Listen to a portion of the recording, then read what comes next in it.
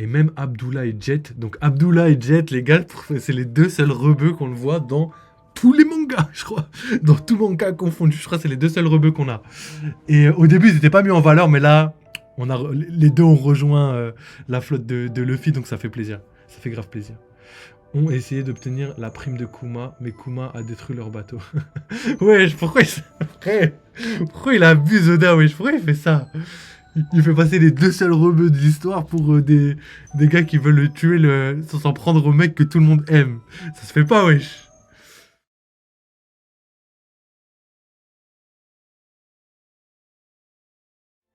Salut la team et bienvenue pour un nouveau live. Aujourd'hui, live sur One Piece. On a les spoils, enfin ils sont sortis. Donc je me suis pas spoil, pardon. J'ai pas regardé du tout ce qui se passe. Pourtant, il y a 4 pages. J'allais en plus regarder, mais j'ai dit vas-y au dernier moment. Je dis vas-y, laisse tomber, on verra demain. Ils sont sortis hier soir. Donc là, on va analyser les spoils et avec un peu de chance, normalement, le chapitre sortira directement après qu'on a analysé les spoils. Sinon, ce sera ce soir vers 21h, 21h30. Donc, je reviendrai sûrement pour faire la suite du live avec vous. Donc, let's go. Je pense qu'on peut commencer là. Hein. Les spoils sont devant moi. Je regarde si tout est bon. Ouais, je vais juste caler la cam parce qu'en fait, elle arrête pas de bouger. J'ai oublié encore. Et normalement, on va pouvoir y aller. Hein. Je pense que... Let's go les gars. Donc j'ai hâte de voir ce qui se passe. Donc on avait fait déjà une vidéo, elle est sortie aujourd'hui sur YouTube ce matin. On avait fait une vidéo où justement on parlait de ce qui pourrait se passer dans les prochains scans en rapport avec Kuma, Ginny, Bonnie, etc., etc. Donc on va regarder ensemble. Et on va voir ce qui a été confirmé ou pas, je vous dirai de toute façon dans tous les cas. Donc let's go les gars, c'est parti. On regarde ce petit live sympathique. Enfin ce petit spoil sympathique. Donc ici, bon attends, je vais quand même faire comme j'ai l'habitude de faire. Donc ici, il y a les premiers spoils, donc j'ai regardé vite fait cela, c'était avant. Après, on a vu que Kuma a parcouru le monde à la recherche d'un remède à la maladie de Bonnie. Donc ça rappelle, ça fait vraiment un parallèle avec Corazon qui parcourt le monde avec l'eau pour trouver un médecin capable de soigner le saturnisme. Et là, Kuma fait exactement la même chose pour soigner la saphirite. Donc les parallèles sont vraiment très très nombreux. Donc let's go. Première page, spoiler One Piece 1099. Donc le chapitre s'appelle Pacifiste. Donc le chapitre commence là où le dernier s'est terminé. Le roi Bekori a entendu des nouvelles de ce que le roi du royaume de Goa y a fait brûler. Ouais. Non, pardon. Ce que le roi du royaume Goa y a fait. Brûler Grey Terminal. Alors, il fait maintenant la même chose au royaume de Sorbet. Par contre, c'est encore colossal. Comment Oda arrive à être aussi précis par rapport à ses dates, par rapport à ses événements et tout. Comment il pense à tout ça? C'est un truc de ouf. Il arrive à faire concorder des... Et c'est pour ça, d'ailleurs, j'avais vu un tweet qui disait tout est connecté. Et là, je comprends mieux. Je comprends mieux pourquoi tout est connecté, parce que... frère, comment il a fait... Enfin, c'est ouf de faire concorder les années des différents trucs et tout. Non, franchement, c'est ouf. Et le pire, c'est que Dragon était à Grey Terminal. Et du coup, bah, Kuma, lui, est de l'autre côté du monde qui va subir ce que Dragon a essayé d'empêcher tant bien que mal. Donc, let's go. Alors, il fait maintenant la même chose au royaume de Sorbet. Brûler des villages et tirer sur les gens qui protestent. Donc encore un roi tyrannique, encore un ennemi sans cœur, sans pitié, sans âme, sans rien. Toujours. Kuma n'en pouvait plus, il détruisait le palais. Il détruisit, ah ouais carrément, ça c'est le futur. Hein. Il détruisit le palais et vainquit le roi Bekori. Cet événement a été appelé plus tard la révolution d'un seul homme de Sorbet. Peu après, à Maréjoise, Saint-Saturne a appris qu'il y avait un nouveau roi au royaume de Sorbet. Murporteur. Oui, comment ça va, Murporteur? Oui, j'adore ton blast. Il est terrible, celui-là. Oui, je la forme ou quoi? Donc, bienvenue sur le live. On est en train d'analyser... analyser. On est en train de déjà réagir aux différents spoils qui sont sortis sur le dernier chapitre de One Piece 1099. C'est un Murporteur derrière toi. J'ai rien à faire dans la vie. Bah écoute, bienvenue. Et non, c'est pas un mur porteur derrière moi. C'est le mur du toit. Donc après, si, parce que ça c'est le mur c'est le mur de dehors. Donc si, c'est un mur porteur. Donc oui, si tu voulais ta réponse, tu l'as. Et bah, let's go pour la suite de l'analyse de ce petit chapitre. Alors, Kuma ne pouvait pas refuser la demande du peuple, il est donc devenu le roi du royaume de Sorbet. Ok, donc ouais, du coup, il a quand même réussi à devenir roi. D'ailleurs, est-ce que tu connais One Piece, tu suis, t'es à jour, etc., etc. Dis-moi, petit frérot, pour le soutien. Ok, ça va alors. Ça va, parfait.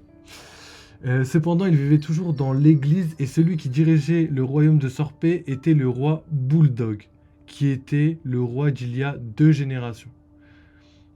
Ok, donc lui il est devenu roi, mais la vraie personne qui dirige c'est l'ancien roi qui était là d'il y a 2 générations. C'est un peu compliqué, mais je pense que ce sera plus lisible dans le chapitre. Un jour, Bonnie a mangé le Toshitoshinomi par accident. On ne voit pas quand elle l'a mangé ni pourquoi le fruit se trouve dans le royaume de Sorbet et s'est transformée en adulte, la même forme qu'elle utilise dans le présent. Tout le monde a été choqué en pensant qu'elle était Ginny. Ouais, c'est vrai qu'elle devait se ressembler énormément. Donc ça, joli parallèle. Le roi Bulldog. Donc pourquoi le fruit était là? Je pense que c'est un rapport avec le roi Bekori. Je pense il y a moyen que c'est un rapport avec le roi Bekori. Donc le roi Bulldog a visité l'église avec sa mère Connie. Bonnie a essayé de pratiquer sa transformation en regardant Connie. Ok, d'accord. Donc on comprend mieux pourquoi les gens appelaient la reine-mère Connie. D'ailleurs, je crois que, je sais plus si c'est Mon Corvo ou Goji qui avait fait une théorie là-dessus et qui pensait qu'en fait, Ginny prenait l'apparence enfin, a inventé enfin, c'est vieilli tout simplement, a regardé, et elle gérait plutôt. Il pensait, je crois que c'est Goji. Goji pensait que c'était pas Kuma qui dirigeait le pays, mais Bonnie, et que Bonnie se vieillissait, genre elle devenait vieille, comme on l'a vu à Marie-Joie, pour, pour justement faire en sorte de gérer mieux le pays. Je sais plus s'il avait fait une bonne théorie, d'ailleurs, je vous invite à aller regarder, mais du coup, c'était pas ça. Et en fait, Connie existait vraiment, et c'est du coup la reine de l'ancienne génération, donc ça doit être la femme du roi Bulldog. Non, c'est la mère du roi Bulldog. Et du coup, c'est pour ça qu'à Marie-Joie, les gens l'appelaient reine-mère Connie. Alors que c'était Bonnie qui s'était vieillie. Et du coup, là, on voit très bien Bonnie a essayé de pratiquer sa transformation en regardant Connie, ce qui fait de son ancienne forme devient très similaire à celle de Connie. Donc, est-ce que Bonnie peut juste vieillir elle-même, ou est-ce qu'en vieillissant, elle peut ressembler à certaines personnes? Je sais pas. Est-ce qu'elle peut manipuler l'âge? Enfin, ce serait bizarre quand même. Pour moi, elle peut que manipuler l'âge, mais son fruit est quand même bizarre. Il y a quelque chose à voir. Parce qu'elle peut ressembler à certaines personnes et tout, donc à voir. Peut-être que Connie a un rapport avec Ginny, hein, peut-être que c'était la mère perdue de Ginny, j'en sais rien. On verra bien de toute façon dans tous les cas, mais pour l'instant, on n'a aucune.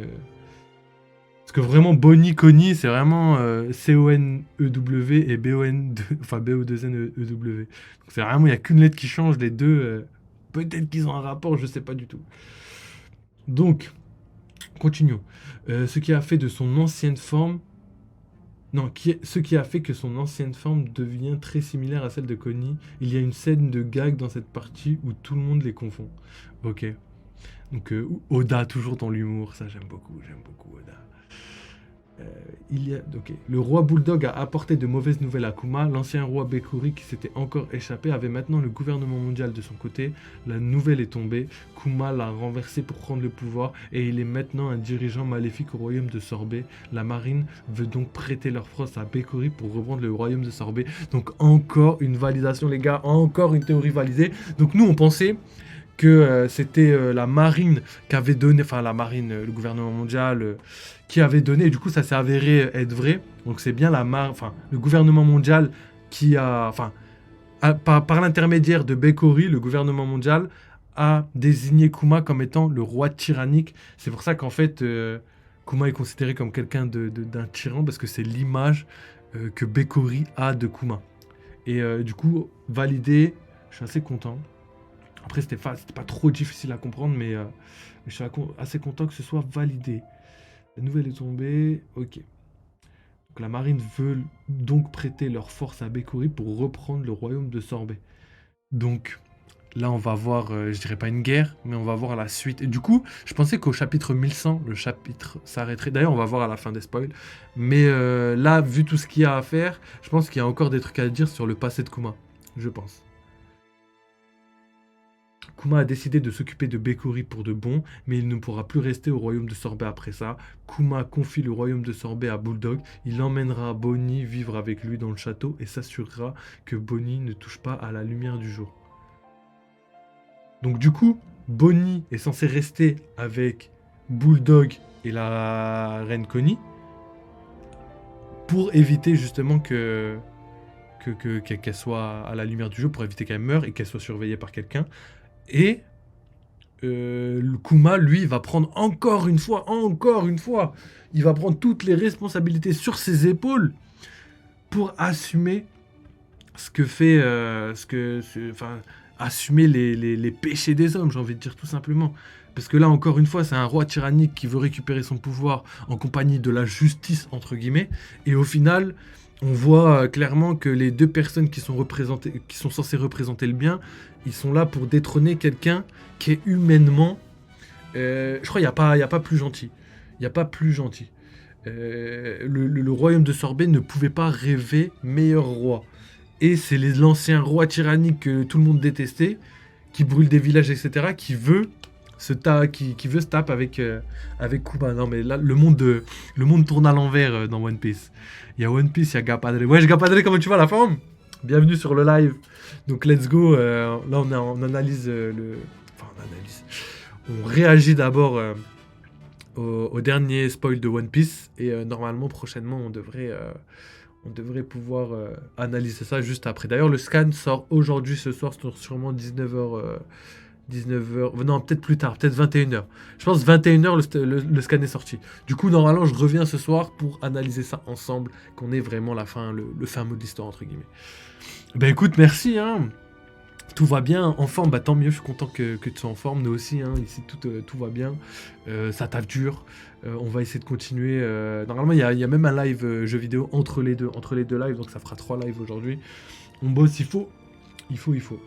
D'ailleurs encore j'en profite pour encore remercier la team YouTube qui commente et tout, qui commente dans les commentaires tout simplement, et franchement ça fait plaisir. On continue comme ça, vous inquiétez pas, plein de contenu qui arrive très bientôt. Et d'ailleurs, juste pour information, demain sort... Non, si demain sort la vidéo de Goji, l'analyse de Goji, et sûrement cette vidéo sortira aussi sur la chaîne YouTube, et l'analyse du chapitre sortira le lendemain. Donc voilà, retournons au chapitre. Kuma a décidé de... Ok, donc ça on l'a lu. Je relis pour toi, Gapadel. Kuma a décidé de s'occuper de Bekori pour de bon, mais il ne pourra plus rester dans le royaume de Sorbet. Donc Kuma confie son enfant à Bulldog et à la reine Connie, donc les anciens rois il y a 2 générations. Et let's go.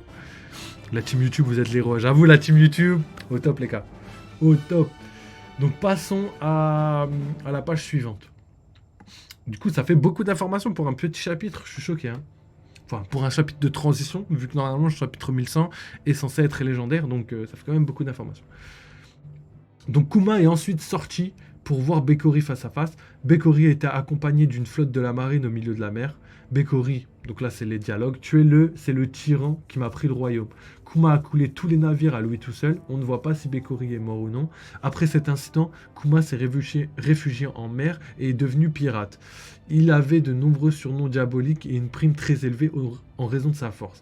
Mais nous ne pouvons pas voir sa prime pardon, dans ce chapitre. Sa pitre, j'ai dit. Alors, pendant ce temps, Bonnet vivait sous la tutelle de Connie à Sorbet. Donc ça, on l'a déjà dit juste avant. Quand j'aurai 10 ans, je deviendrai un pirate comme papa. Ouais, ça fait mal au cœur de savoir qu'elle pense encore qu'elle va avoir... Enfin, qu'elle va pouvoir devenir pirate avec son père à 10 ans, parce que à 10 ans, elle est censée mourir, elle le sait toujours pas. Donc comment va se passer les événements, on va voir ça ensemble. Kuma a parcouru le monde à la recherche d'un remède à la maladie de Bonnie. Donc ça, c'est ce qu'on a vu juste avant. Il a visité toutes les îles où il a renvoyé l'équipage du chapeau de paille lors de l'incident de Chabonji. Il a parlé... L'incident de Chabonji? Ok, pardon. Il a visité toutes les îles. Ça pitre. il a visité toutes les îles. Donc en fait, toutes les îles, là où il y avait Robin, Usopp, Zoro, etc., toutes les îles, il les a toutes visitées. Donc c'était logique, hein, il fallait qu'il les visite pour savoir où envoyer chacun des membres de l'équipage des Mugiwara. Ensuite, il a parlé avec les habitants du royaume d'Ezoezo. D'Ezoezo, ça doit être le royaume où était Chopper, avec tout ce qui est maladie, tout ça. En plus, c'est vrai, Bonnie est malade. Ouah, t'es pas au courant? Ah ouais, ça veut dire que ça fait longtemps hein, que t'as pas vu. Ouais, il a atteint d'une maladie. Dis-moi si tu veux que je te spoil ou que tu préfères découvrir par toi-même. Et je t'expliquerai sinon. Donc, on a dit que Kuma avait visité toutes les îles. Il a parlé avec les habitants du royaume d'Ezoezo. Donc, c'était un royaume de médecins, là où Chopper est parti étudier la médecine pendant des années. Enfin, 2 ans du coup.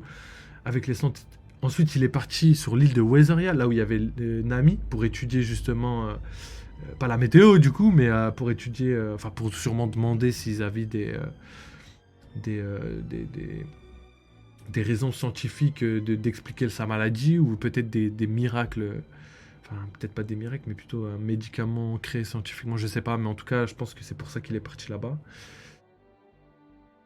Et avec Héraclès, donc sur l'île, sur l'archipel Boeing, donc l'île de Usopp, là où Usopp s'est entraîné avec ses Pop Green. Et même Abdullah et Jet. Donc Abdullah et Jet, les gars, c'est les 2 seuls rebeux qu'on le voit dans tous les mangas, je crois. Dans tout manga confondu, je crois que c'est les 2 seuls rebeux qu'on a. Et au début, ils n'étaient pas mis en valeur, mais là, les 2 ont rejoint la flotte de Luffy, donc ça fait plaisir. Ça fait grave plaisir. Ont essayé d'obtenir la prime de Kuma, mais Kuma a détruit leur bateau. Wesh, pourquoi il abuse Oda, wesh, pourquoi il fait ça? Il fait passer les 2 seuls rebeux de l'histoire pour des gars qui veulent le tuer sans s'en prendre au mec que tout le monde aime. Ça se fait pas, wesh. Spoil, c'est la piraterie ici. Donc, petite pause, j'explique à Gapadele. Donc, en fait, Bonnie, elle est atteinte d'une maladie qui s'appelle la saphirite. Quand Connie s'est enfuite du royaume de... Enfin, elle s'est pas enfuie, elle a été rejetée par les Tenryubito, parce qu'elle a été forcée de se marier avec un Tenryubito pendant 2 ans. Et c'est là où on a appris que du coup Bonnie n'était pas la vraie fille de Kuma, mais la fille d'un dragon céleste et de Bonnie. Du coup, suite à ça, Bonnie, elle a contracté... Ginny, pardon, ouais, il y a trop de noms en I là. Donc Ginny, la femme de Kuma, donc la femme prétendue de Kuma, vu qu'ils n'ont pas été réellement ensemble, elle a contracté une maladie. Suite à cette maladie, les dragons célestes l'ont rejetée. Elle et peut-être Bonnie, parce que Bonnie est restée auprès de sa mère, parce qu'elle avait elle aussi la maladie. Donc est-ce que... Bon, après c'est des théories, on verra ça plus tard, mais on ne sait pas si Ginny a pris sa fille et est partie en fuyant, ou est-ce qu'elle a été rejetée, elle et sa fille. On ne sait pas. En tout cas, Ginny est partie, est revenue au royaume de Sorbet, et elle a appelé Kuma, elle lui a dit voilà que c'était la fin et tout. Et Kuma, il est parti malheureusement, il a essayé de partir la sauver, mais en fait, là c'est une scène déchirante, parce qu'en fait, Kuma, grâce à son pouvoir, il s'est envoyé de l'armée révolutionnaire, juste de Baltigo, exactement, de Baltigo jusqu'à Sorbet, pendant qu'il était au téléphone, à l'escargophone, au téléphone avec Ginny, pardon. Et du coup, en fait, quand il s'est envoyé de Baltigo à truc, Ginny n'avait pas fini de parler, et elle lui a dit je t'aime, et lui était déjà parti, donc il n'a pas entendu cette phrase, et il est arrivé là-bas, Ginny était déjà morte. Le pire scénario. Oda, franchement... Et c'est trop dur, c'est dur. Hein. Et du coup, il voit que Ginny est morte, mais il voit un bébé à côté. Et du coup, il décide de l'élever pendant 10 ans. Et en fait, pendant ces 10 années, on voit... Enfin, on a vu Ginny, le corps de Ginny, on a vu qu'il était recouvert de pierre. Et du coup, c'était la maladie, la saphirite. Elle a été expliquée par un médecin qui a diagnostiqué Bonnie. Et du coup, Bonnie a contracté la même maladie. Donc... On comprend maintenant que Bonnie, le médecin en tout cas a dit que Bonnie n'en avait que pour 10 ans maximum à vivre. Même si elle voit pas la lumière du soleil, parce qu'à ce qui paraît, c'est la lumière du soleil qui a tué Ginny. C'est pour ça. En fait, c'est le trajet qui a accéléré les symptômes de sa maladie et qui a fait en sorte qu'elle soit morte. Oda, t'es un bon, on aime les morts ici. Ouais, les morts, mais que dans les flashbacks. Hein. Oda, il aime les morts, mais que dans les flashbacks, pas dans le présent. Dans le présent, pas de mort. Mais je pense qu'il va, comme je le dis à chaque fois, je pense que on va regretter d'aimer les morts quand il va tuer tout le monde à la fin de l'œuvre. Quand tu vas voir ton perso préféré mourir à la fin de l'œuvre, ça va pas être la même. Hein. Kumba le tyran, ouais, j'étais dur. Kuma, pour moi, c'est un des meilleures constructions de personnages de tout le manga, franchement. Franchement, il a une histoire, elle est vraiment mieux construite que tellement de personnages. Et même des Mugiwara eux-mêmes, sa construction de personnage, elle est vraiment folle. Mais bon, voilà, une fois, maintenant que tu as le résumé, Kuma donc parcourt le monde pour trouver un remède avec Bonnie, et du coup, il est allé sur toutes les îles où ils ont envoyé les Mugiwara. Ukuma a envoyé les Mugiwara à Shamonji, et ben il était parti dans le passé sur toutes ces îles. Après, c'était un peu logique, mais c'est beau de retrouver ça maintenant, et au moins on a une confirmation encore une fois. Donc, continuons. Finalement, Kuma a retrouvé Dragon sur le navire Wind Grandma. Ah oui, Wind Grandma, c'est le nom du navire de Dragon. C'est ouf. M'en fous, Zoro est immortel. Ouah, je suis pas sûr, frérot. Je suis pas sûr, hein. Il y a un monde où ils meurent tous, hein. Il y a un monde où à la fin de l'œuvre, ils meurent tous. Non, franchement, Kuma, il est légendaire, Kuma, pour moi. Finalement, Kuma a retrouvé Dragon sur le navire de Wind Grandma, au milieu de la mer. Tous les commandants révolutionnaires étaient sur le bateau, à l'exception de Sabo et Koala. C'est peut-être parce que c'était un peu trop tôt. Je crois que Sabo... Bah, si c'était la même année où le roi Bekori a brûlé les villageois de Sorbet comme les rois du royaume de Go a brûlé Grey Terminal, Sabo était encore enfant. Donc si on ne le voit pas, c'est parce qu'il doit être blessé encore de cet incident-là. Ou sinon, c'est peut-être quelques années plus tard et que peut-être ils ne sont pas encore là. Et Koala, on ne sait pas quand elle était revenue, donc on verra. Si Zoro meurt, je te donne un K. Ouah, frérot. Fais pas de pari que tu peux pas tenir. Ensuite. Donc là, ce qui est bien, c'est que tous les commandants révolutionnaires étaient sur le bateau. Donc là, on va avoir... Là, s'ils disent tous les commandants, ça veut dire qu'il y aura tous les commandants. Après, il faut quand même prendre des spoils avec des pincettes. Je sais pas s'il y aura vraiment tous les commandants, mais normalement, ils y sont tous. Donc là, on va être choqués. Après, qu'est-ce que c'est les commandants? Est-ce que c'est juste nord, sud, est, ouest, là? Je sais pas. Parce que si c'est Belobelti, Lindbergh, Karasu et je sais plus comment il s'appelle, le gros tout le temps avec sa fourche là. Si c'est juste E4, ça fait chier. Moi j'aurais bien voulu voir plus de commandants, peut-être des commandants peut-être un peu moins importants, mais de voir tout l'équipage de Dragon là sur le bateau serait légendaire. Enfin bon, on verra bien. Mais en tout cas, beaucoup d'informations dans ce chapitre au final. Hein. Donc, Dragon dit à Kuma qu'Ivankov et Inazuma, c'est vrai, il y aura Ivankov et Inazuma en plus de tous les autres, ont été capturés et envoyés en prison. Pas plus de détails à suivre. Ça veut dire qu'en fait, là, depuis ces années-là, Ivankov et Inazuma sont en prison à Impel Down, jusqu'à ce que ce soit Luffy qui les libère. C'est ouf, c'est-à-dire que là, ils vont même pas pouvoir les libérer.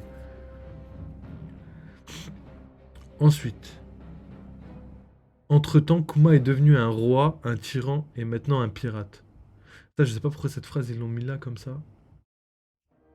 Entre-temps, entre quoi? Déjà, là, à ce moment-là, logiquement, il était déjà roi, il était déjà tyran, et c'est juste que maintenant, il est pirate. Là, j'ai pas compris cette phrase, mais on le savait déjà. Je sais pas pourquoi ils l'ont rappelé là. On verra bien. Bello Betty demande quelque chose à Kuma. Qu'est-ce qu'elle va pouvoir demander à Kuma?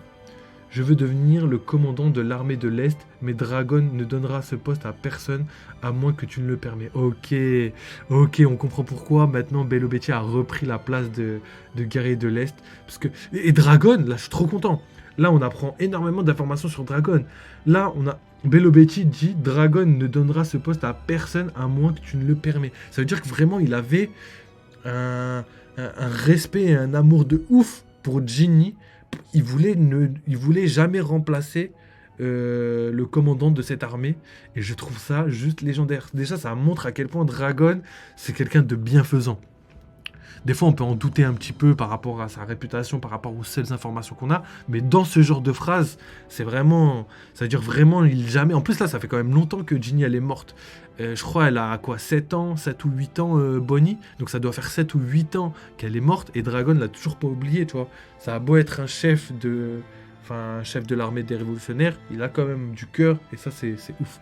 Franchement, il est à l'image de Luffy. Jamais il pourrait remplacer quelqu'un aussi facilement. Et ça, c'est légendaire.